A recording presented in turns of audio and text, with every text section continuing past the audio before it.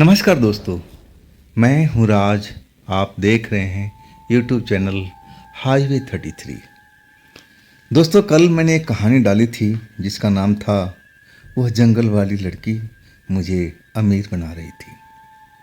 आज उसका मैं दूसरा भाग लेके आया। उस कहानी में अगर आपने अभी तक नहीं देखा है तो मैं थोड़ा बहुत उसके बारे में बता दूं। एक लड़का जिसका नाम है पारस और ठेकेदार के पास करता है, रमेश ठेकेदार के पास में काम करता है। पुलिया बनाने का काम चलता है। अब कुछ सामान ना आने की वजह से काम रुक गया। ठेकेदार अपना पूरा लेबर लेकर चला गया और उस साइड पर सिर्फ रमेश ठेकेदार सिर्फ दो लोगों को छोड़ दिया। एक थे पारस, थोड़ा पढ़े लिखे थे। ठेकेदार का कहना था कि तुम यहाँ पर साइड पर रहो, अगर हमारी पीठ के पीछे कोई अगर आता है कोई अफसर पुलिया की जांच करने, और फिर तुम संभाल लेना, बात कर लेना। अगर वो पूछे कि लेबर कहाँ गई तो बता देना कि यहाँ तो सामान वामान है नहीं और लेबर हमारी दूसरी साइड पे गई है। जब सामान आ जाएगा तो लेबर भी आ जाएगी। अब उस बीच में जो पारस थे ना, काम तो कोई था नहीं उनके पास में। जंगल का उनका बहुत शौक था। जंगल में बचपन से जाते रहते थे। एक तरह से जंगल उनको खींच लेता था, अपने पास बुला लेता था और वो जंगल में चले गए थे। वहाँ पर कुछ उनके साथ अद्भुत घटनाएं हुई। एक लड़की मिली जो उनसे प्रेम करने लगी, लेकिन अब चाचा का जो कहना था, वहाँ पर दूसरा शख्स थे चाचा, उनका कहना था कि वो तेरे को मार डालेगी, वो चुड़ैल है। अब जो पारस थे ना, डर चुके थे। चाचा उनको कहे कि तू दूसरे साइड पे चला जा जहाँ ठेकेदार गया हुआ है और वहीं पर तू अपना काम कर। चाचा एक तरह से अब पारस का रक्षा कर रहे थे कि अगर यहाँ रहेगा तो लड़की यहाँ पर आती रहेगी और हो सकता है कि कभी पारस के साथ कुछ गलत कर दे। अब इसके डर से जो पारस थे ना, अब चाचा उनको पैसा कौड़ी दे दिया कि जाओ अब बस में बैठो और दूसरे साइड पर निकल जाओ और कोशिश करना कि साइड पर मत आना। अब पूरे ग्रुप में जो पारस थे ना, उसी चाचा पर विश्वास करते थे। उन्हीं के साथ अब झोपड़ी में रहते थे। एक तरह से जो चाचा थे ना पारस के, बहुत बड़े हमदर्द थे। अब पारस भी उनका इज्जत करते थे, चाचा मानते थे। लेकिन जब ये सब घटना अब घट चुकी थी, इसके बाद चाचा भी अब पारस को बता दिए कि देख बेटा, मैं तुझे खोना नहीं चाहता। अब मुझे डर है कि वो चुड़ैल तेरे साथ कुछ गलत ना कर दे। और तब चाचा ने पारस को भेजा कि जा बेटा, तो दूसरे साइड पर रह, सुरक्षित रह। अरे हम तो मिलते रहेंगे, यहाँ का काम ख़त्म होगा तो हम दूसरी साइड में मिल जाएंगे, लेकिन ये जगह तेरे लिए अब खतरनाक बन चुकी है, क्योंकि वो लड़की तेरे पास में रात में आ जाती है और तू भी उसके साथ चला जाता है। तो ये किस्सा तो ख़त्म होगा ना। जब तू दूर चला जाएगा तो लड़की तुझे ढूंढ नहीं पाएगी। चाचा का कहना भी ठीक था और जो पारस थे ना, वो भी समझ चुके थे कि चाचा बिल्कुल सही करे। अगर मैं इस जगह से दूर चला जाऊंगा ना तो लड़की मेरे पास पहुंच नहीं पाएगी। अब पारस भी चाचा के कहे अनुसार अब वो भी समझ गए थे कि जो लड़की से मैं मिलता हूं वो वास्तव में एक चुड़ैली है और हमें अब उससे मिलना नहीं चाहिए। इसके बाद पारस बस में सवार हो जाते हैं और दूसरे साइड पर चल देते हैं जहाँ ठेकेदार अब दूसरे लेबर के साथ काम करवा रहा है। तो आगे पारस की ही जुबानी, पारस की पॉइंट ऑफ व्यू से। मैं डरते डरते पूरी बस का सफ़र करता रहा। रात भर मैं बस में बैठा रहा। अब मुझे लग रहा था ना कि जैसे इस बस में वही लड़की है। मेरे को ऐसा महसूस हो रहा था। लेकिन अब बस पूरा सवारी से भरी हुई थी, कोई भी सीट खाली नहीं था। लेकिन डर का क्या कहना, मुझे लगा कि मेरे बगल में जो सीट पर एक महिला बैठी है वो हो न हो वही लड़की है। अब मैं अपने सीट पर बैठा हुआ डरा हुआ था। अब मैं क्या करूं, अब मैं क्या करूं। लेकिन जब मैंने पलट के दूसरी बार देखा ना, तब मुझे वो लड़की नहीं लगी, वो तो कोई और थी। उसके साथ में उसका पति भी था। खैर, अपने मन को संभालते हुए पूरी रात का सफ़र करके मैं सुबह में बस स्टैंड पर पहुंच गया था। और इसके बाद मैं अपने साइड पर चल दिया। साइड पर पहुंचा तो 7 बज चुकी थी सुबह की। सारे कामगार जो थे अब जाग करके अब फ्रेश हो रहे थे, अब नाश्ता पानी की तैयारी कर रहे थे। ठेकेदार भी मंजन कर रहा था और उसने मुझे देखा ना तो एकदम गुस्से में हो चुका था। चिल्लाना शुरू किया, पारस इधर आ मेरे पास में। तू यहाँ कैसे आया? तुझे तो मैं उस साइड पे छोड़ा था ना। तू ही तो पढ़ा लिखा एक नौजवान था मेरे पास में, और तुझे तो मैं उस साइड संभालने के लिए बोला था। तू यहाँ पर कैसे आ गया? क्या करने आया है? अगर कोई अफसर आ जाएगा तो कौन जवाब देगा? वो चाचा, वो तो किसी अफसर से बात ही नहीं कर पाते, समझ भी नहीं आता उनको भाषा। अब जो ठेकेदार था ना, मेरे ऊपर बहुत हाइपर हो चुका था। अंट संट बोलते जा रहा था। कह रहा था कि देख, तू अभी का अभी उल्टे पांव वापस हो जा। मैं उसको कहने लगा कि ठेकेदार जी, आप 2 मिनट मेरी बात तो सुन लीजिए, तब आप जो कहेंगे मैं करने के लिए तैयार हूँ। ठेकेदार गुस्से में, और उसकी आवाज़ सुन करके जो भी वहाँ लेबर थी वो भी इकट्ठा हो गई थी। सब देख रहे थे कि मामला क्या है। पारस तो उस जगह पर था, तो यहाँ कैसे आया, और ठेकेदार मुझ पर चिल्ला क्यों रहा है। सारे जो लेबर, हमारे जो भाई बंद थे, सब इकट्ठा हो चुके थे। अब मैं बार बार ठेकेदार से कह रहा था कि ठेकेदार जी, आप शांत हो जाओ, मुझे बोलने का मौका तो दो, कम से कम मैं अपनी बात तो रख दूं। लेकिन ठेकेदार सुन नहीं रहा था। और तब एक अधेड़ मिस्त्री थे, वो कहने लगे, ठेकेदार जी, लड़का तो ठीक कह रहा, कम से कम इसकी बात तो सुनो, ये कहना क्या चाहता है। और तब ठेकेदार थोड़ा शांत हुआ और कहने लगा कि हाँ, आप बताओ, क्या बता रहे थे तुम। अब फिर मैंने सारी घटना बताना शुरू कर दिया कि ठेकेदार जी, मेरे साथ में ऐसा ऐसा उस साइट पर हो रहा है, और इस बात का गवाही मेरे चाचा भी हैं। अब जो ठेकेदार था ना, जैसे ही मैंने बात ख़त्म किया, वो और गुस्से में हो गया। कहने लगा, तू ही एक सबसे बड़ा सुंदर लड़का तो है इस ग्रुप में, तेरे पर ही कोई लड़की आकर के मर रही है। अरे हम लोग क्या मरे हुए हैं? हम लोग भी जवान हैं। हम लोग के पास में आज तक लड़की क्यों नहीं आई देखने के लिए, मिलने के लिए, दोस्ती करने के लिए? तू मुझे पागल मत बना। ठेकेदार फिर भड़क चुका था और कहने लगा कि उल्टे पैर वापस जा, और वहाँ पर अब तू रहेगा। और सुन, जब तक नहीं आते हैं उस जगह से तू बिल्कुल हिलेगा नहीं। और सुन, तेरी 10 दिन की मैं सैलरी पूरा काटूंगा। अब तू सोच ले, अगर तुझे उस साइट पर जाना है तो मेरी शर्त को मानना पड़ेगा। अगर तुझे कोई शर्त मंजूर नहीं है तो अपने गांव वापस जा सकता है। कठिन घड़ी मेरे पास में आ चुकी थी। मैं कोई फैसला नहीं कर रहा था। मैं तो एकदम डरा हुआ था। ठेकेदार मेरी बात समझ नहीं रहा था। जो अधेड़ चाचा थे मिस्त्री, वो भी समझा रहे थे कि देखो, लड़का जब कह रहा है तो कुछ न कुछ तो बात होगी। लेकिन ठेकेदार नौजवान था और वो चाचा को भी डांटने लगा। आपको कितने साल हो गया मेरे साथ काम करते हुए? उन्होंने बताया 5 साल। 5 साल में हम लोग जंगल में ही रहते हैं ना, झोपड़ी लगा करके। आज तक आपने कभी सुना है कि जंगल से कोई लड़की निकल करके हमारे कैंप में आ जाए, झुग्गी में आ जाए? किसी के साथ में? इतने नौजवान लड़के यहाँ पर भी हैं, किसी के साथ ऐसा हुआ है? ये लड़का झूठ बोल रहा है। ये इस चाचा को बेवकूफ़ बना दिया है। अब ठेकेदार किसी की बात नहीं सुन रहा था। आखिरकार उसने फैसला सुना दिया था कि तू उल्टे पैर वापस जा, और सुन, तुझे अब 10 दिन की सैलरी मैं काट लूँगा, और जब तक हम ना आए उस जगह से हिलना नहीं। अगर तू अपने मन की करेगा तो अपने गांव जा सकता है, मुझे तुम्हारी कोई ज़रूरत नहीं है। वो अपने पर आ चुका था। अब मैं सोच रहा था कि अगर मैं ये नौकरी छोड़ देता हूँ तो मेरे लिए थोड़ा मुश्किल हो जाएगा। अभी मैं पूरा तरह से मिस्त्री भी नहीं बन पाया था। अभी मैं अपना हाथ साफ कर रहा था, और जिसमें मेरे चाचा और भी लोग मेरी मदद करते थे।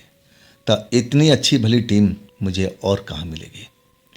और दूसरी चीज़, नौकरी ढूंढने में वक्त बहुत लगेगा, टाइम लगेगा, मैं कहाँ भटकूंगा। फिर मैंने ठेकेदार की बात मान ली। मैं कहने लगा, ठेकेदार साहब कुछ पैसे दे दीजिए ताकि मैं बस का किराया कर सकूं। अब मेरे पास में पैसा नहीं है, चाचा जी से मैं लेके आया था। ठेकेदार भुनभुनाते हुए कुछ पैसे मुझे दे दिए कि जा, निकल जा। आज सुन ले, उस जगह से हिलना नहीं है। दिन के टाइम में कभी भी कोई अफसर आ सकता है, तो तू तो पढ़ा लिखा है ना, तू तो उनको समझा सकता है। इसके बाद मैं सारी बात समझ चुका था कि ये ठेकेदार किसी का नहीं सुनने वाला। अब मैं वक्त का मारा नहीं होता ना, तो इस ठेकेदार के पास बिल्कुल काम नहीं करता। लेकिन वक्त ही मेरा जो था ऐसा, तो मैं क्या करूं। चलो देखा जाएगा, वक्त हमारा भी आएगा। अब फिर मैं उल्टे पैर अब बस में आ चुका था। रास्ते भर में सोचता जा रहा था कि अब क्या होगा, अब क्या होगा। मैं उस जगह पहुंचूंगा, चाचा तो मेरे पर नाराज होंगे ही कि तो क्यों आया। तो सारी बात तो मैं बता दूंगा। ठेकेदार मुझे जबरदस्ती भेजा है, और फिर वो लड़की अगर आ गई, अब मेरे साथ कुछ बुरा हो गया तो मैं क्या करूँगा। यही अब सोचते हुए मैं वापस उसी जगह पहुंच गया था। शाम के वक्त में जब मैं बस से उतरा ना, तो अंधेरा होने जा रहा था।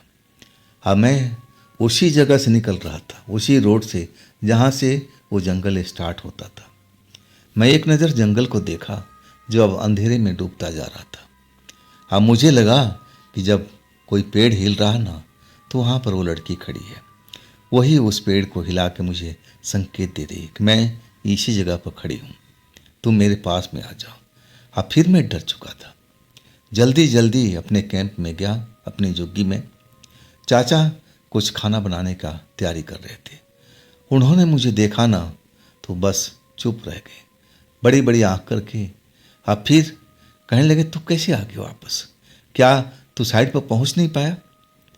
मैं अब चाचा को पूरा किस्सा बताया कि चाचा, ठेकेदार नाराज हो चुका है, वो आपको भी भला बुरा बोल रहा था कि वो उसने मुझे क्यों भेज दिया, उसको भी मैं आकर के देखूंगा, उसका भी सैलरी काटूंगा। चाचा भी डर गए थे। अब हम लोग के पास में कोई दूसरा ऑप्शन नहीं था, अब करे तो क्या करे। चाचा कहने लगे कि मैं तो अपने लिए अब खाना बना रहा था, चल मैं अब थोड़ा सब्जी और चावल भी बढ़ा देता हूँ। लेकिन मुझे डर है बेटा कि कहीं तेरे साथ में कुछ गलत ना हो जाए। मैं कहने लगा, चाचा अब हमारी ज़िंदगी में ही लिखा है तो यही सही, जो होगा देखा जाएगा, अब हम क्या कर सकते हैं। इसके बाद हम चाचा आपस में बात करने लगे इसी विषय में, इसी टॉपिक पर। चाचा कहने लगे कि देख, मेरे पास में एक पुराना फार्मूला है भूत प्रेत से दूर भगाने का, दूर हटने का। वो आज मैं फार्मूला अब इस जगह पर इस्तेमाल करूँगा, देखते हैं वो फार्मूला काम करता है कि नहीं करता है। मेरी दादी घर पर किया करती थी, और वो बताती थी कि इस विधि को करने से कोई भी बुरी शक्ति अब हमारे घर के अंदर प्रवेश नहीं कर सकती।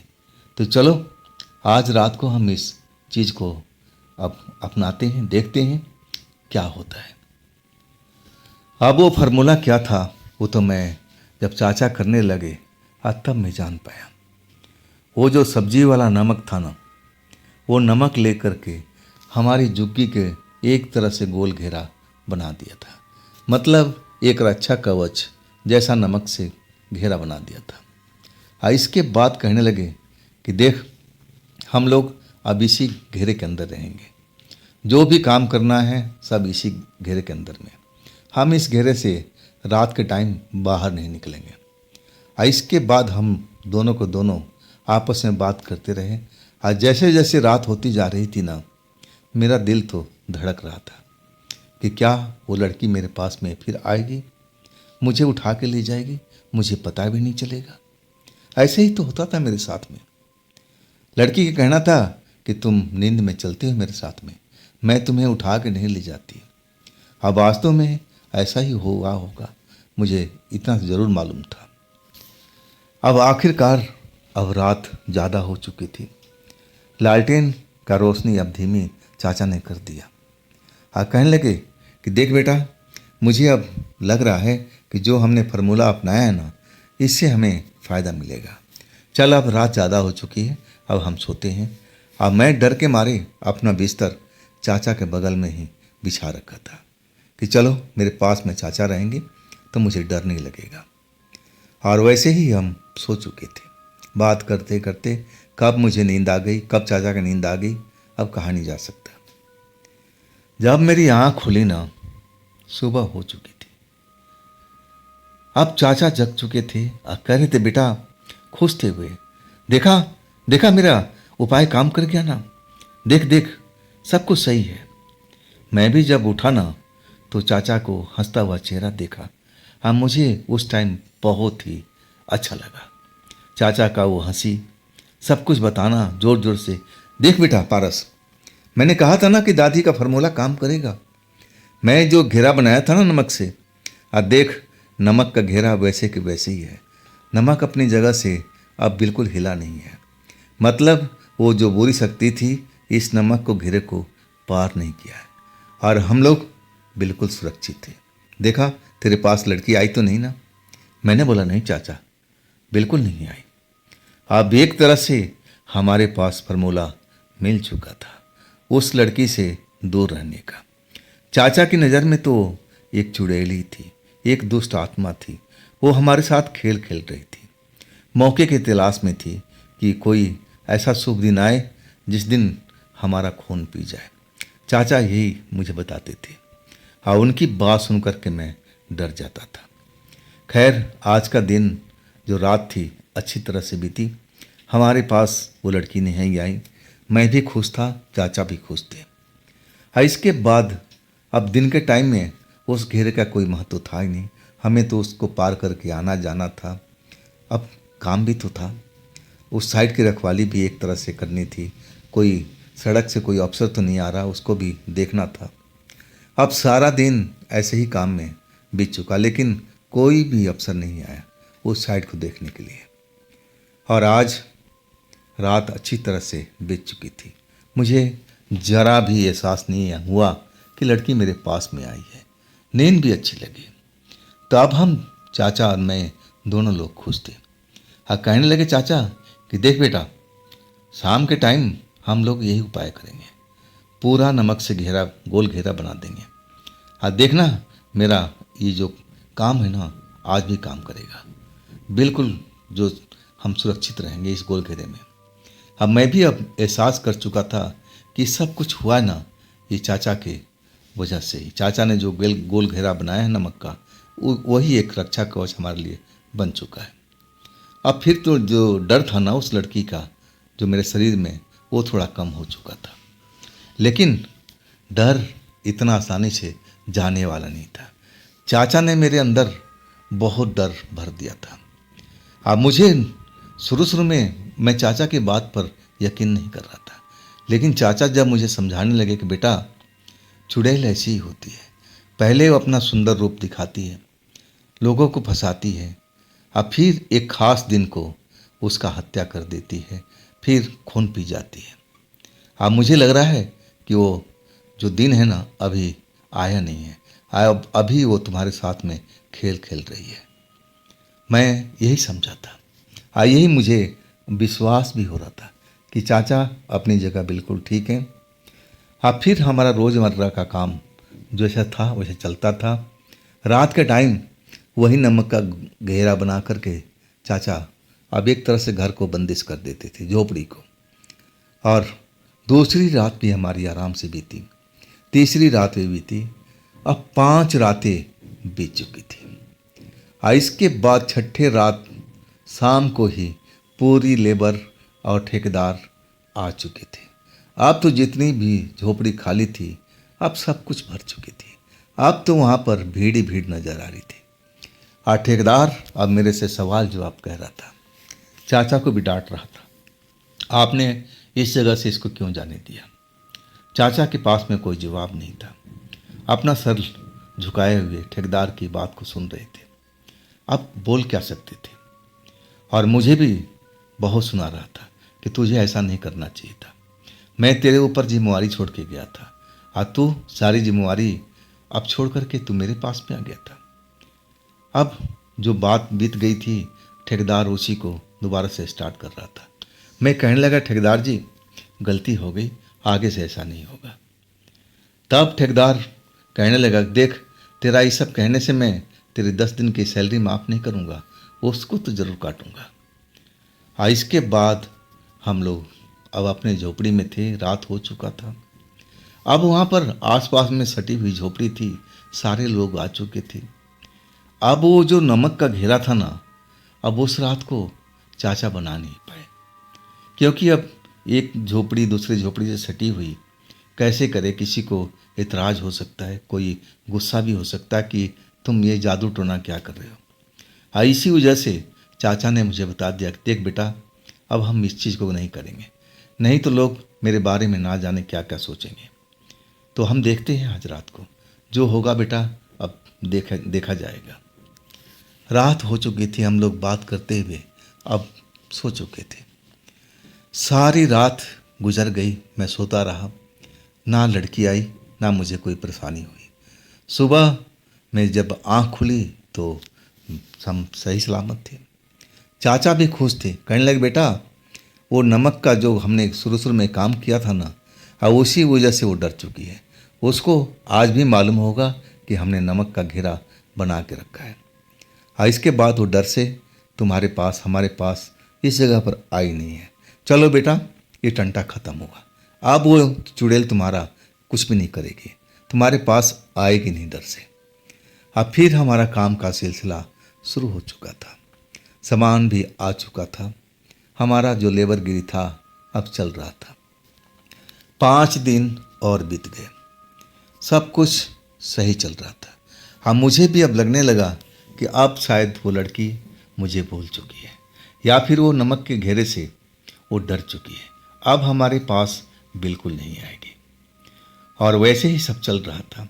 15 दिन बीत चुका, 20 दिन हो चुका, अब पूरा का पूरा महीना दिन गुजर चुका था। अब मैं बेफिक्र हो चुका था, अरे अब क्या, सब कुछ सही हो गया, अब कोई डरने का वजह ही नहीं है। लड़की तो मेरे सपने में भी नहीं आती है, तो अब हमसे वो दूर भाग चुकी है। चाचा के वजह से, वो नमक का घेरा जो बनाए थे उसी की वजह से मुझे यही विश्वास हो रहा था कि सब कुछ उस नमक ने ही रोक दिया है। और इसके बाद हम बेफिक्र, चाचा भी खुश, मैं भी खुश। अब शाम को टाइम हम लोग बाज़ार जाते थे, जो 2 किलोमीटर दूरी था, कभी कभी साग सब्जी लाने के लिए। और उस रात को मैं थोड़ा लेट हो चुका था। जब मैं बाज़ार से लौट के आ रहा था तो मेरे साथ में तो 2-3 और लड़के थे जो हमारे ग्रुप के थे, लेकिन वो पीछे रह गए थे। और वो कहने लगे कि पारस, अभी तो हमारा काम है, अब आपको रुकना है तो रुक जाओ, और नहीं तो जाना है तो जाओ, चाचा आपका इंतज़ार कर रहे होंगे, खाना भी तो बनाना है। मैं समझ गया कि आज ये लोग पीने पिलाने के मूड में हैं और वो ठेके की तरफ ही जाएंगे। मैं इन चीज़ों से बहुत दूर था। मैं अब पैदल ही अपने साइड की तरफ चल पड़ा था। अंधेरा हो चुका था। जब मैं उस मोड़ पर पहुंचा जहां से वो जंगल का कोना स्टार्ट होता था, और जैसे ही उस जगह पहुंचा ना, तो वो लड़की मुझे मोड़ पर खड़ी दिखाई दी। वैसा ही कपड़ा, वही रूप, सब कुछ वही। और जैसे ही मैंने उसको देखा ना, तो मेरे होश उड़ चुके थे। मैं उल्टे पैर अब जिधर से आया था उधर ही भाग खड़ा हुआ, चिल्लाते हुए, मुझे छोड़ दो, मुझे मत पकड़ना, मुझे मत पकड़ना। मैं तुम्हारा क्या बिगाड़ा था? जो मन में बातें आ रही थी वो सब बोलता हुआ उल्टे पैर अब उसी मार्केट की तरफ भाग रहा था जिधर से मैं आया था। वो लड़की मुझे आवाज़ दे रही थी कि पारस, पारस, ये तुम्हें क्या हो गया है? तुम मुझसे डर क्यों रहे हो? वो भी मेरे साथ दौड़ रही थी। मेरा शरीर तो बिल्कुल ऐसा लगा कि बर्फ़ की सिल्ली की तरह हो गया। एकदम ऐसा हुआ था कि ठंडा ठंडा मुझे शरीर लगने लगा। कि कहीं मैं अब गिर न जाऊं, जम न जाऊं, पूरा शरीर में ना जाने ऐसा क्यों होने लगा। लड़की बिल्कुल पास पहुंच गई थी और वो मुझे एक तरह से रोकती। अब मेरा शरीर अब मेरे एक तरह से काबू में नहीं था। पूरा लग रहा था कि बस अब ठंड स्टार्ट हो चुकी है, अब मुझे रजाई चाहिए, इतना ठंड मुझे लग रही थी। उस वक़्त में गर्मी के टाइम में ये सब कैसे हो गया मैं कुछ समझ नहीं पा रहा था। जब वो लड़की मेरे पास में आई तब वो गुस्सा हो चुकी थी। पारस, ये तुम्हें क्या हो गया है? ये मेरे साथ में कैसा बर्ताव कर रहे हो? तुम ये सब कर क्यों रहे हो? मैं कोई तुम्हें चुड़ैल लग रही हूँ जैसे तुम मुझे ऐसी बोल रहे हो? और फिर उसने अपना हाथ मेरे सर पर फेरना शुरू किया। जैसे ही सर पर हाथ फेरा ना, वो जो ठंड की एहसास थी ना, एकदम से गायब हो चुकी थी। जिस तरह का टेम्परेचर था वहाँ का, उस टेम्परेचर में पहुँच चुका था। तब मुझे आभास हुआ कि ये एक जादू था इस लड़की ने मेरे ऊपर में किया था, ताकि मैं तेज भाग ना सकूं। मैं अब फंस चुका था उस लड़की के अब दोबारा से जाल में। और लड़की कह रही थी कि पारस, मैं तुम्हें कहीं से बहुत पिचास लग रही हूँ, मैं कोई चुड़ैल लग रही हूँ, ऐसा मेरा शक्ल है। मैं उसकी तरफ देख रहा था। मैं कह रहा था कि देखिए, आप ज़रूर कोई चुड़ैल ही हैं, अपना रंग रूप आपने बदल रखा है, ज़रूर आप मेरे साथ में कुछ गलत करेंगे। चाचा मुझे सब कुछ बता चुके हैं। वो बताए हैं कि चुड़ैल खूबसूरत बन जाती है, नौजवान लड़के को अब वो पसंद कर लेती है, उसके साथ में खेल खेलती है। फिर एक ख़ास वक्त आता है और उस वक्त को वो चुड़ैल जो होती है असली रूप में आती है और फिर वो नौजवान लड़के को ख़त्म कर देती है, उसका खून पी जाती है। आप भी मेरे साथ में ऐसा ही करोगे, मुझे मालूम था, मैं चाचा ने बताया था। वो जो लड़की थी अब ज़ोर से हंस पड़ी, कहने लगी, ये सब बातें तुम्हें कौन सिखलाता है? मैं कहने लगा, मेरे चाचा सब कुछ जानते हैं, वो दादी माँ से सब कुछ सीखे हुए, वो नमक का घेरा बना के रखा हुआ था, तभी तो आप मेरे पास में नहीं आई। लड़की अब जोर से हंसने लगी। हंसते हंसते कहने लगी, अरे पारस, मैं तुम्हारे पास में गई ही नहीं थी, मैं तो देख ही नहीं पाई कि तुम्हारे घर के पास में कोई नमक का घेरा बना रखा है। क्या नमक मुझे रोक पाएगा? नहीं नहीं, ये सब मिथ्या बातें हैं। मैं कोई चुड़ैल थोड़ी हूँ, कोई बुरी साया थोड़ी हूँ कि मुझे कोई ऐसा असर होगा। तुम शांत हो जाओ, अब मेरी बात सुनो। अब वो लड़की मुझे समझाने लगी, शांत कराने लगी। आखिरकार अब मेरे पास में ऑप्शन क्या था, बात उसकी माननी पड़ी। मेरे जब से मेरे सर पर हाथ रखी थी, एक तरह से मैं अब उसके कंट्रोल में ही था, मैं उससे दूर भाग नहीं सकता था। आखिरकार कहने लगी कि चलो हम चलते हैं जंगल के अंदर में। मैं एक तरह से अब उसके कंट्रोल में, मैं कुछ बोल भी नहीं सकता था, ना मना कर सकता था। वो मेरा हाथ पकड़े और मेरे थैला में ले रखा था जिसमें साग सब्जी पड़ी हुई थी। मैं उसके साथ में चल पड़ा, लेकिन मैं इतना ज़रूर सोच रहा था कि चाचा साग सब्जी का इंतज़ार कर रहे होंगे और हमें देर हो जाएगी। ये लड़की मुझे जंगल में लेके जा रही है, जंगल में ले जाने के मतलब कि सारी रात ख़त्म हो जाएगी। फिर मेरे साथ में क्या होगा कुछ कहा नहीं जा सकता। लेकिन वो लड़की जंगल में तो लेके आई, लेकिन उस जगह पर नहीं, उस मंदिर वाला जगह पर नहीं ले गई।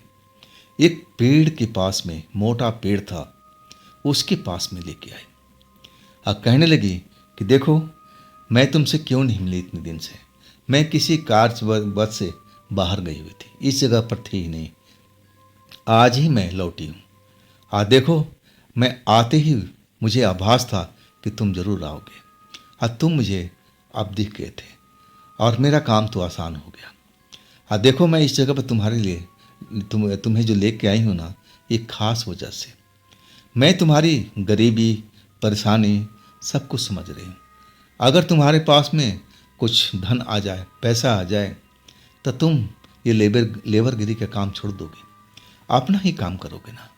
मैं चाहती हूँ कि तुम्हारी उन्नति हो, तुम आगे बढ़ो, पैसे वाले बनो। जैसे तुम्हारा ठेकेदार है वैसा तुम बनो, तुम्हारे पीछे 50 लोग रहें, तुम उनका मालिक बनो। यही तो मैं चाहती हूँ। इसलिए मैं तुम्हें इस जगह पर लेके आई हूँ। वो पेड़ बहुत ही विशाल लग रहा था, अब बहुत ही पुराना लग रहा था, और उसमें कई तरह का अब खोखले से गड्ढे बने हुए थे। और वो लड़की उस खोखले गड्ढे में हाथ डालकर पेड़ के तने में और ना जाने क्या ढूंढ रही थी। जब वो अपना हाथ बाहर निकाली ना, तो कहने लगी, देखो ये तुम्हारे लिए है, मैं इस चीज़ को तुम्हारे लिए अब एक तरह से आप मेरी तरफ से तुम गिफ्ट समझ लो, आइए अपने पास में रखो। उसने मेरे हाथ में वो चीज़ पकड़ा दी। जब मैंने वो देखा ना, तो एक चांदी का सिक्का लग रहा था। मेरी नज़र में तो सिक्का था, लेकिन सिक्का जैसा नहीं था। उसमें कुछ तस्वीर बनी हुई थी, और वो देखने में किसी भगवान जैसी लग रही थी, लेकिन ऐसा भगवान का तस्वीर मैंने कभी देखी नहीं। ये किस भगवान का तस्वीर है अब मैं पहचान ही नहीं पाया। मैंने ऐसा कभी देखा नहीं, ना किसी कैलेंडर में ना किसी और चीज़ में। और तब वो कहने लगी कि देखो ये जो मैं तुम्हें चांदी का सिक्का, अब तुम्हारी तरफ से चांदी का सिक्का ही होगा, मान लो तुम इस सिक्के को अपने पास में रखना है हमेशा। और देखो पारस, इसके बाद अब इस सिक्के का कमाल देखना। हाँ देखो, तुम धीरे धीरे, टाइम तो ज़रूर लगेगा, ये नहीं मैं कहती कि आज तुम्हें सिक्का दिया और तुम अगले दिन से अमीर बनना शुरू हो जाओगे, ऐसा नहीं। तुम अपना काम किए जाओ, मेहनत किए जाओ, और देखो तुम्हारा भाग्य जरूर बदलेगा। आज जैसा मैंने तुम्हें बताया ना कि तुम एक दिन अमीर जरूर बनोगे, मेरा मानना है। अब मैं तुम्हें इसी काम के लिए ढूंढ रही थी। अब लो सिक्का और अपने खोली पर जाओ, अब जाओ, अब रुको मत। मैं उसकी तरफ देख रहा था कि ये लड़की को आज दिल में ऐसा क्या है।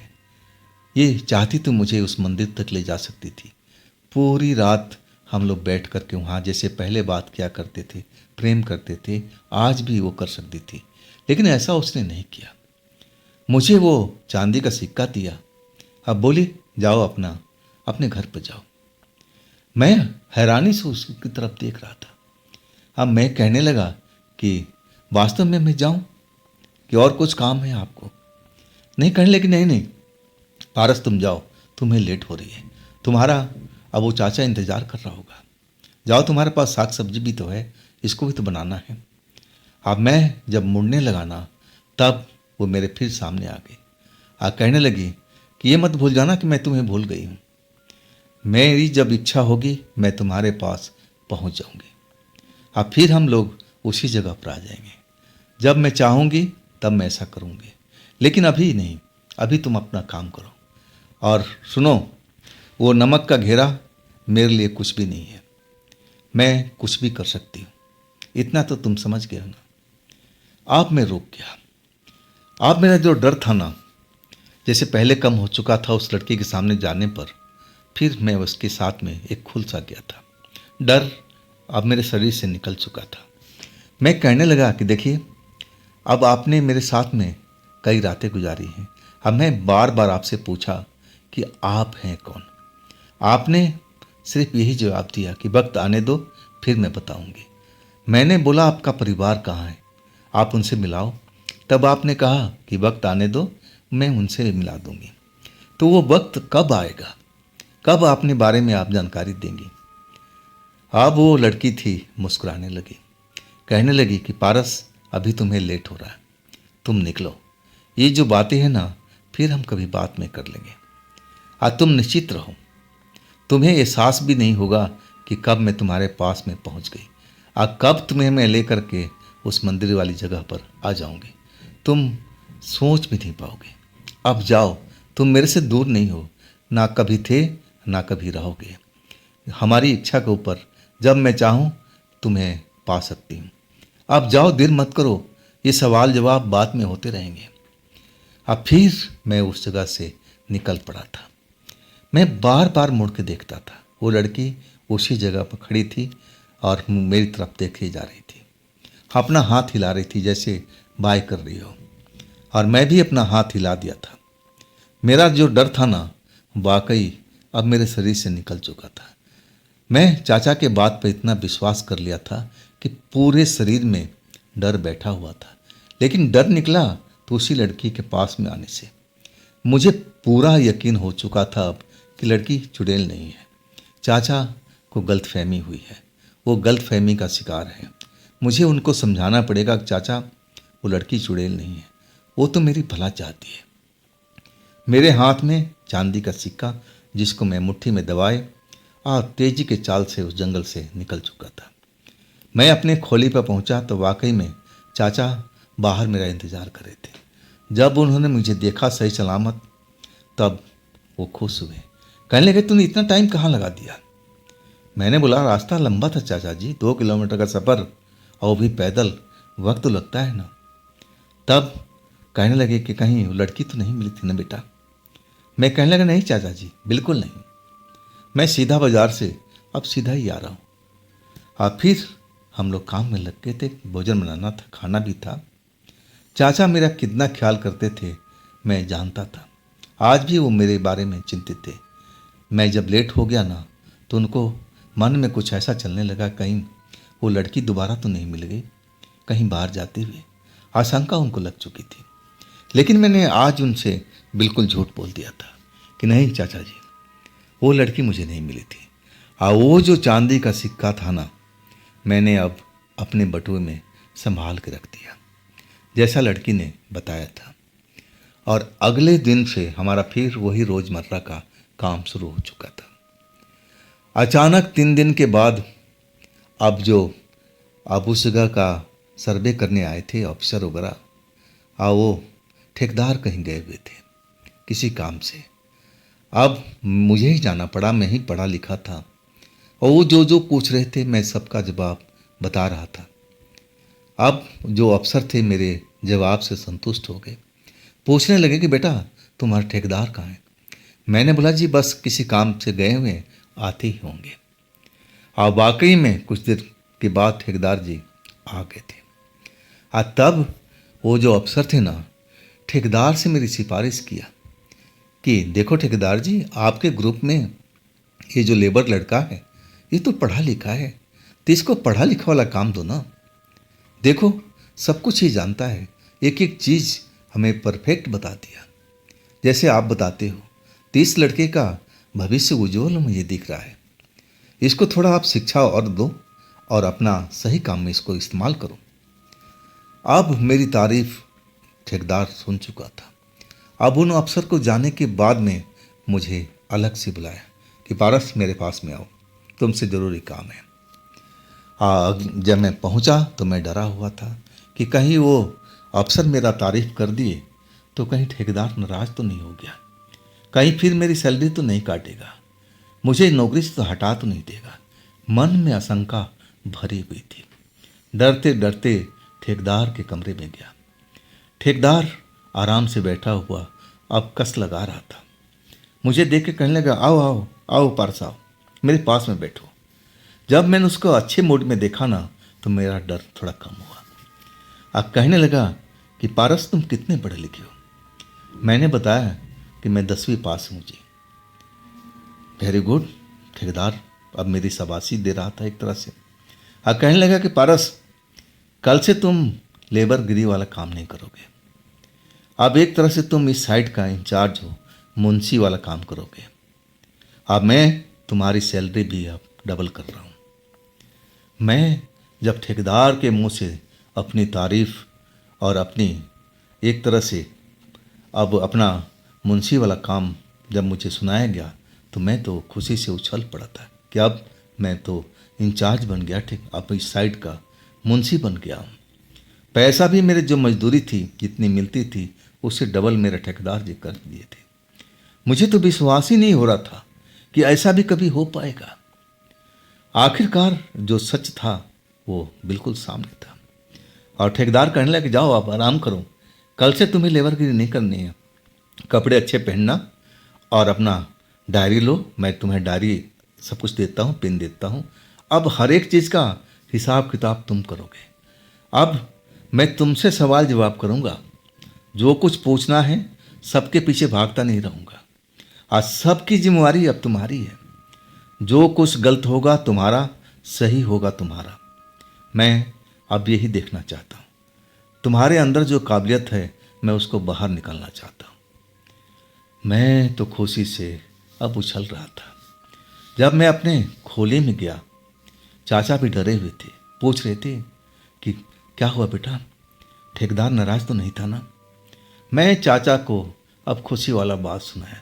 चाचा भी खुशी से झूम चुके थे। हाँ, कहने लगे बेटा मुझे मालूम था एक दिन तू ऐसा ही करेगा। तू पढ़ा लिखा था, तेरे में दिमाग है। तू अब देख, अब तेरी तरक्की शुरू हो जाएगी। अब मैं कहता हूँ बेटा, तूने 10वीं किया है ना, तो थोड़ा और आगे पढ़ाई कर। जरूरी नहीं है कि स्कूल में जाके पढ़ाई कर, अब तो दूर से भी पढ़ाई हो जाती है। चाचा बताने लगे थे। और उसके बारे में तो मुझे पहले से ही पता था। अब मैंने जब चाचा से वो सब बात सुनी ना, तो मुझे लगा कि ज़रूर अभी तो मैंने 10वीं पास किया है और मैं आगे भी पढ़ूंगा। आप मैं अपने मन में वही विचार रखा था कि चाहे कुछ भी हो, चाचा का सपना मैं ज़रूर पूरा करूंगा। मैं अब उस काम में लग चुका था। एक तरह से मुंशीगिरी साइड का इंचार्ज, ठेकेदार सारा काम मेरे ऊपर में छोड़ दिया था। अब कितना माल आ रहा है उसकी एंट्री करना, सब कुछ करना, और कौन सा मजदूर सही ढंग से काम कर रहा नहीं कर रहा, उसको सब कुछ बताना मेरे ऊपर सब कुछ रह गया था। कोई कमी बेसी होना, सब कुछ मैं देखता था। आज सही मायने में अब 1 महीना बीत चुका था। अब मैं बहुत खुश था और वो लड़की का आता पता नहीं था, जैसे वो सब कुछ भूल चुकी हो। अब मुझे भी लगने लगा कि अब लड़की मेरे पास में नहीं आएगी। अब उसको जो करना था मेरे बारे में अब सब कुछ कर दिया है। अब मुझे इतना एहसास जरूर हो चुका था कि वो जो चांदी का जैसा सिक्का दिया है ना, ये सब उसी का प्रताप है, उसी की वजह से ये सब हुआ है। अब मैं इस चीज़ को बहुत मानने लगा था कि जो कुछ आज मेरी थोड़ी सी उन्नति हुई है ना, सब कुछ उसी लड़की का दिन है। चाचा मेरे से पूछा करते थे अकेले में कि बेटा कहीं वो लड़की तेरे पास तो नहीं आ रही ना, तो उसके पास तो नहीं जा रहा ना। मैं कहने लगा कि नहीं, मैं कहीं नहीं जा रहा ना, वो लड़की मुझे मिलती है। अब मैं ये चाचा से जरूर झूठ बोलने लगा। अगर मैं उनको बता देता कि लड़की मुझसे मिली थी, वो चांदी का सिक्का दिया हुआ था, तो चाचा मुझसे नाराज़ हो जाते। अब मैं उनको नाराज़ नहीं करना चाहता था। आखिरकार महीना दिन बीतने के बाद मैं जब शाम के टाइम एकांत में बैठा हुआ था, तब मुझे उस लड़की की याद सताने लगी कि उसने मेरे लिए ये सब किया। आखिरकार वो मुझसे अब क्यों नहीं मिल रही है, और नहीं मिल रही तो हमें जाना चाहिए उसके पास में। चलते हैं आज रात को उसी जंगल में। अब मैं उस समय को देखने लगा कि मैं किस टाइम को अब निकलूं अपने युक्ति से, जब मेरे चाचा सो जाएंगे तभी। ऐसा ही अब मैं प्लान बना चुका था कि आज रात को मैं निकलता हूँ, उस लड़की को उसी जंगल में ढूंढता हूँ, कहीं न कहीं तो ज़रूर मिल जाएगी। और वही हुआ। जब चाचा गहरी नींद में सो चुके थे, सारे जो हमारी लेबर बस्ती थी अपने अपने खोली में, अपने अपने झुग्गी में सो चुकी थी। मैं अपने लिए एक टॉर्च का इंतज़ाम कर रखा था कि रात के टाइम जंगल में जाना अंधेरे में ठीक नहीं होता है, और टॉर्च का इंतज़ाम ज़रूरी था, तो मैंने पहले ही कर लिया था। इसके बाद जैसे ही चाचा गहरी नींद में गए ना, मैं अब उठ चुका था। कपड़े अपने पहने सही ढंग के, जूते पहने और टॉर्च लिया और खोली से बाहर निकल कर के दरवाज़ा भेड़ दिया। अब फिर मैं उस चौराहे पर, जहाँ से वो जंगल अब स्टार्ट होता था, जंगल में उसी तरफ में जिस तरफ में वो लड़की का ठिकाना था, वो पुराना मंदिर था, और उसी पुराने मंदिर की तरफ में बढ़ने लगा। मुझे डर बिल्कुल नहीं लग रहा था। मुझे पता था कि वो लड़की, अगर मेरे ऊपर कोई विपत्ति आएगी ना, तो लड़की ज़रूर आ जाएगी और मुझे बचा लेगी। मेरे अंदर इतना हिम्मत बन चुका था। मैं आधा रास्ता अब पार कर चुका था। उस जगह पर पहुंच गया था जहां पर मुझे एक अधेड़ व्यक्ति मिला था। अब मुझे आगे जाने से मना कर रहा था। मैं उसी ठिकाने पर पहुंच चुका था। आज जैसे ही मैं उस ठिकाने से आगे निकलने लगा, वही व्यक्ति जमीन पर बैठा हुआ था अपनी छड़ी लिए हुए। जैसे ही टॉर्च की रोशनी उस पर पड़ी ना, तो मैं देख करके दंग रह गया था। उसकी आंखें टॉर्च की रोशनी में किसी जानवर की तरह चमक रही थी। आज जैसे ही टॉर्च की रोशनी पड़ी, उठ करके खड़ा हो गया झटके से एक नौजवान की तरह, और मेरे सामने ही में खड़ा होकर के अब मेरे से अब पूछने लगा कि तू फिर आ गया। मैं तुझे मना किया था ना कि इस जगह से आगे जाना ठीक नहीं है, और वो भी रात वक्त में क्यों आया है। अब वो मुझे सवाल सवाल पर सवाल करने लगा। मैं जब उसकी आंखें दिखा था ना चमकती हुई, तभी मुझे शंका हो गया था कि ये बंदा इंसान तो कभी भी नहीं, कतई नहीं हो सकता।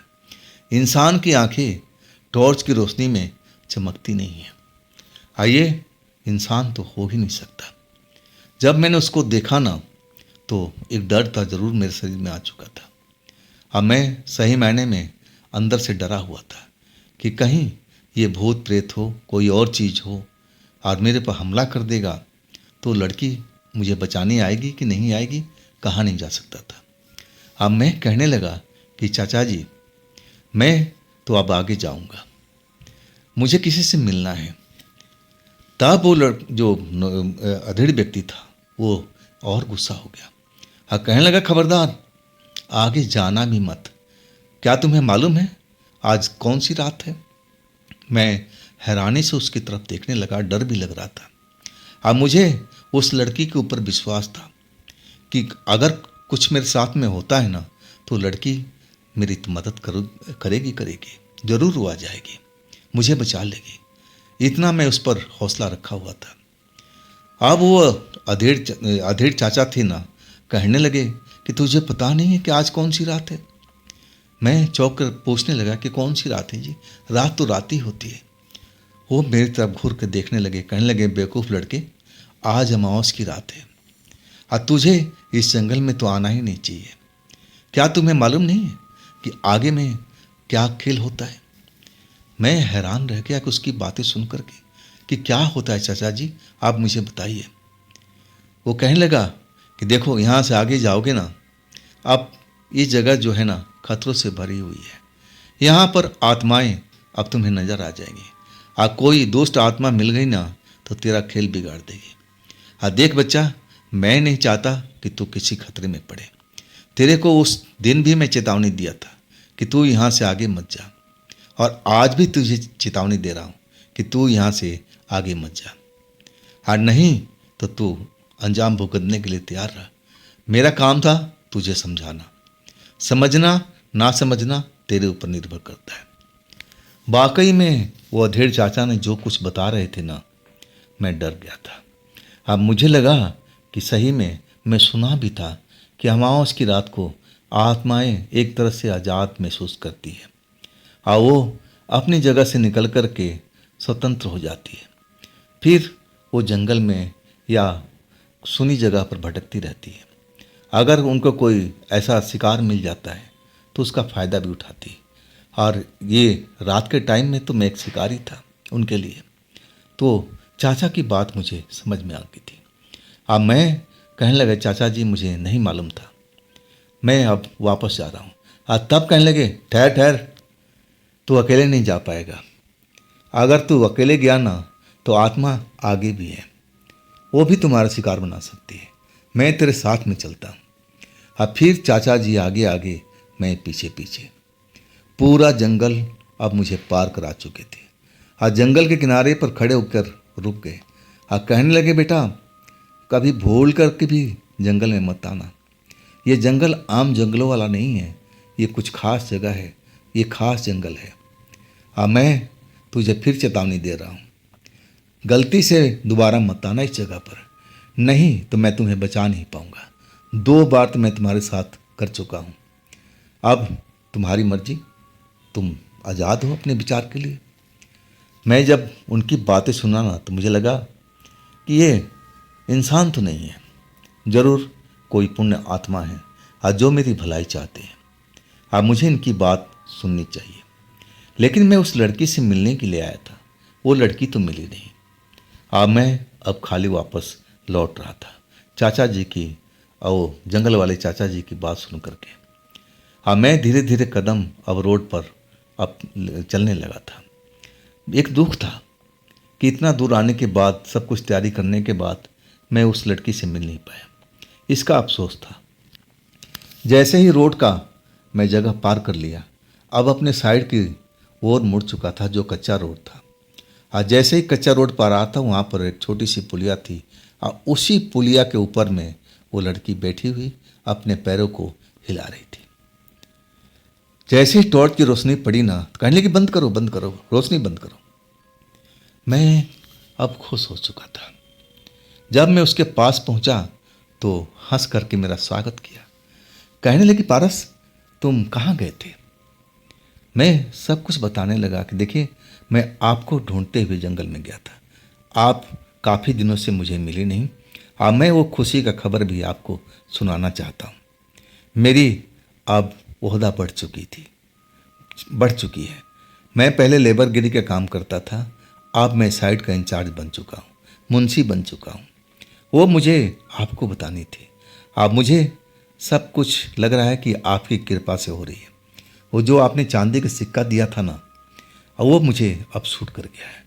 अब मुझे तो पूरा यकीन है ये सब आपकी मेहरबानी है। इसीलिए मैं आपसे मिलना चाहता था, अपनी खुशी में आपको शामिल करना चाहता था।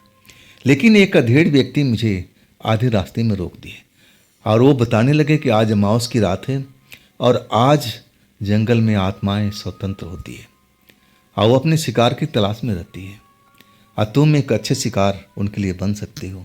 और मुझे फिर अब अपना समझ करके जंगल से बाहर निकाल करके छोड़ दिए। तो वो कौन है जो मुझे उस जंगल से बाहर निकाले हैं? अब मुझे वो एक बार और मिले थे जब मैं आपसे मिलने से पहले उस रास्ते से गुजर रहा था, तभी उन्होंने रोका था जाने से। अब जो मेरी सहेली थी वो कहने लगी, पहले तो मुस्कुराई, अब फिर सोच में पड़ गई थी 2 मिनट के लिए। अब फिर जब मुस्कुराते हुए कहने लगी, अरे वो एक पुण्य आत्मा है जैसे तुम बता रहे हो ना, उनका काम है, वो किसी व्यक्ति को नहीं चाहते कि नुकसान पहुंचे। वो उनका विचार ही ऐसा है। वो आज तक हमेशा भलाई करते आए हैं। कोई भी जंगल में भटक जाता है ना तो उसको बाहर निकाल देते हैं। तुम्हें उनसे डरने की जरूरत नहीं है। मैंने बोला कि मैं डरा नहीं उनसे। पहली बार जब मैं उनकी आंख को देखा था ना तो मुझे आंख चमकती हुई नजर आई, एक जानवर की तरह। और तभी मैं समझ गया था कि वो इंसान नहीं हो सकते, जरूर वो कोई आत्मा ही है। तब वो कहने लगी, छोड़ो उनकी बात, अब खत्म हो गई ना। मैं तुम्हारे इंतजार में यहीं पर बैठी हुई थी। आज मैं सोच रही थी कि तुम्हारे अब जुग्गी में जाया जाए। अब मैं तुम्हें लेकर के कहीं और चलने के मूड में हूँ, क्या तुम तैयार हो? मैं कहने लगा, हाँ हाँ, इसी काम के तो मैं आया था। तब कहने लगे, फिर देरी क्यों, चलो मेरे साथ में। लेकिन आज वो जंगल के अंदर मुझे नहीं ले जा रही थी। हम सीधा रोड पर चलते जा रहे थे। करीब करीब 1 किलोमीटर का हमने पैदल ही सफ़र कर लिया, बातचीत करते हुए। अब मुझे उससे बात करने में बड़ा ही अच्छा लग रहा था, अच्छा महसूस कर रहा था। और वो लड़की भी हंस हंस के मुझसे बात कर रही थी। दिल बड़ा ही खुश था कि चलो कम से कम एक मेरी सहेली तो बन गई जो मेरी भला चाहती है। आज मैं इसी की वजह से इस ओहदे पर पहुंचा हूँ, इंचार्ज बन चुका हूँ और आगे भी कुछ बन सकता हूँ। सब कुछ मुझे अब उस पर भरोसा था और आखिरकार हम एक कच्चे रास्ते पर उतर गए। जब मैं वो कच्चा रास्ता देखा ना तो भी जंगल की तरफ, अब घाटी की तरफ जा रहा था, नीचे की तरफ, ढलान की तरफ। मैं कहने लगा कि आज हम कहाँ आए, ये तो अलग जगह है। तब वो कहने लगी, ना तुम कहते थे ना कि अपने परिवार से मिलाओ, चलो आज मैं अपने परिवार से तुम्हें मिलाती हूँ। अब फिर मुझे ऐसा ही महसूस होने लगा कि जैसे मैं हवा में उड़ रहा हूँ। ना जाने उसने मुझ पर उस पल में क्या जादू किया। अब फिर मुझे कुछ याद ही नहीं रहा। बस एक पल ऐसा लगा कि मैं जैसे हवा में छलांग लगा दिया हूँ। और दूसरी बार जब मुझे होश आया ना, तब मैं एक बहुत ही शानदार कमरे के अंदर बैठा हुआ था। सब पुराने ज़माने के स्टाइल की चारपाई, कुर्सियाँ, सब कुछ वैसे ही लगी हुई थी। और वो बड़ा सा कमरा था। वो लड़की मेरे बगल में बैठी हुई एक कुर्सी पर, एक कुर्सी में मैं बैठा हूँ। अब मेरे आगे में बहुत तरह का पकवान रखा हुआ है। और वो लड़की कह रही कि तुम खाते खाते क्यों रुक गए, खाओ तो सही। तब मुझे लगा कि अरे मैं कहीं अपने होश में नहीं था और तभी मैं खा रहा था क्या, मैं अपने हाथ को देखा तो वाकई में मेरे हाथ में वो पदार्थ थे जिसको मैं खाने का कोशिश कर रहा था। और मैं अब लड़की की तरफ देखने लगा कि अब पूछने लगा कि मुझे हुआ क्या था, आपने मेरे साथ में ऐसा क्या किया कि मुझे कुछ याद ही नहीं था वो उस ढलान से उतरते वक्त में। तब वो कहने लगी कि देखो, अब वो सब बातें अभी मैं नहीं बताऊंगी। हाँ, तुम अब अपने होश में हो तो इसका आनंद लो। और देखो, मैं अपने परिवार से तुम्हें अब मिलाने के लिए आई हूँ, तो मिलाऊंगी भी तो सही। और इसके बाद उसने आवाज़ दी कि आ जाओ इधर में, सभी के सभी आ जाओ। अब इसके बाद तो मैं तो देखता ही रह गया था। सेम वैसे ही कपड़े पहने 4 लड़की, हाँ, सब अलग अलग चेहरा था, रंग रूप अलग था, लेकिन कपड़ा सबका एक ही था। अब मैं सब लड़कियों को, चारों लड़कियों को देखने लगा, एक से एक बढ़कर एक सुंदर लड़की। अब मुझे मेरी तरफ देख करके मुस्कुरा रही थी। अब पूछ रही थी कि क्या आपको आनंद आ रहा है ना इस जगह पर, अब स्वाद भी लेते रहिए, पकवान को खाते भी रहिए, अब हम तो यहीं पर है ना, हम तो बात करते रहेंगे। मैं अब अपनी सहेली की तरफ देख रहा था, मुस्कुराते हुए कहने लगी, ये हमारी पूरी फैमिली है, ये मेरी बहनें हैं, चारों की चारों। शकल सूरत मिलती तो नहीं ना, लेकिन कपड़ा हमारा एक ही है। मैं कहने लगा कि आपके माता पिता कहाँ हैं?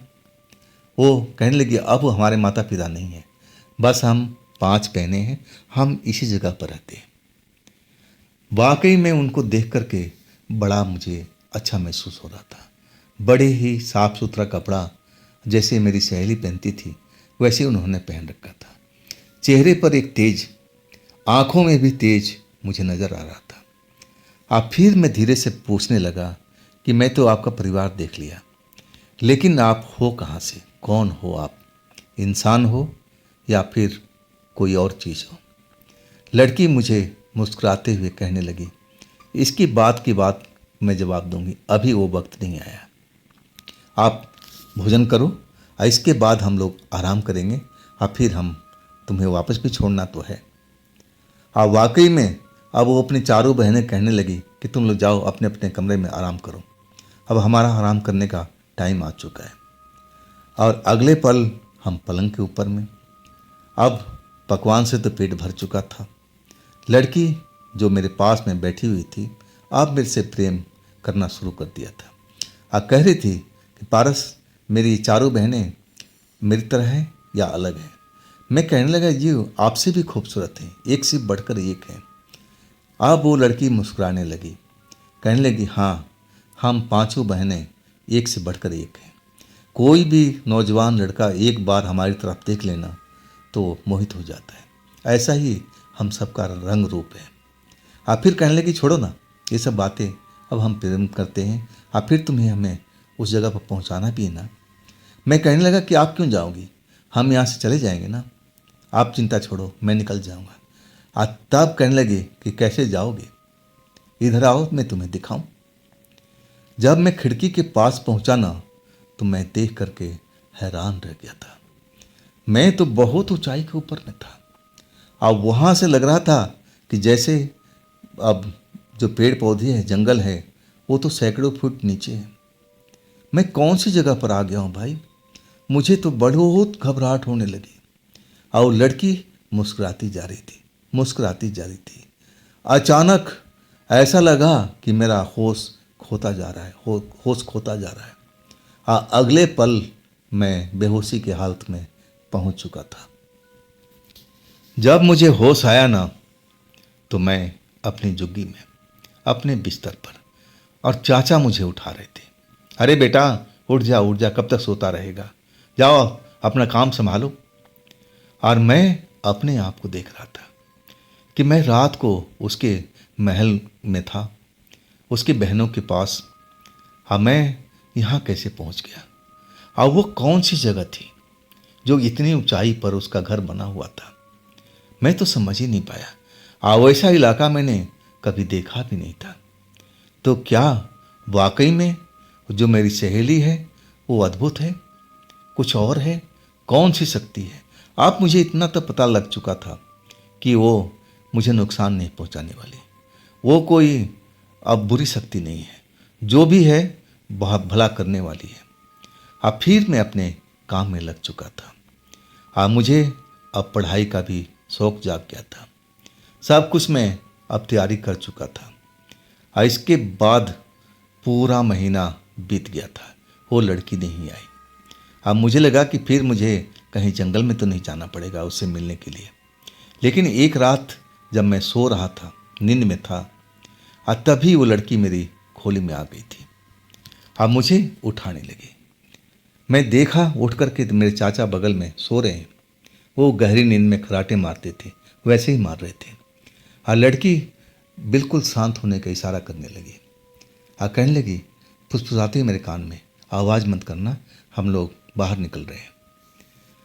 मैं अब वो लड़की उस पुलिया पर पहुंच चुके थे और कहने लगी कि चलो आज हम जंगल में चलते हैं। मैं कहने लगा कि नहीं नहीं, चलिए ना आपके घर पे चलते हैं, वो तो बहुत जगह शानदार है किधर में। लड़की मुस्कुराते हुए कहने लगी कि हमारे घर पर मैं तुम्हें ले तो गई थी, लेकिन हर बार लेकर नहीं जा सकती। उसका एक वक्त निर्धारित किया गया है, उसी वक्त में मैं तुम्हें लेके जा सकती हूँ, हर रोज़ नहीं। ये एक तरह से अब तुम समझ सकते हो। फिर हम उसी मंदिर के पास पहुँच गए थे रात में। सारी रात उस मंदिर पर ही हमने गुजारा। आज सुबह में 3 बजे के आसपास वो लड़की मुझे अब उसी चौराहे पर सड़क के किनारे मुझे छोड़ गई थी। फिर मैं अपने झुग्गी पर। ये कहानी तो बहुत लंबी है, अब इसका अगला पार्ट मैं जल्द लेके आऊँगा। तो दोस्तों, ये कहानी आपको कैसी लगी, ये जो भाग है आपको कैसा लगा, ज़रूर बताइएगा कमेंट में। और दोस्तों, ये भी चैनल आप ही का है, तो इसको भी अपना प्यार दीजिए, लाइक कीजिए, सब्सक्राइब कीजिए, शेयर कीजिए। फिर मिलते हैं इसी कहानी के साथ में अगले दिन, सेम टाइम सेम चैनल।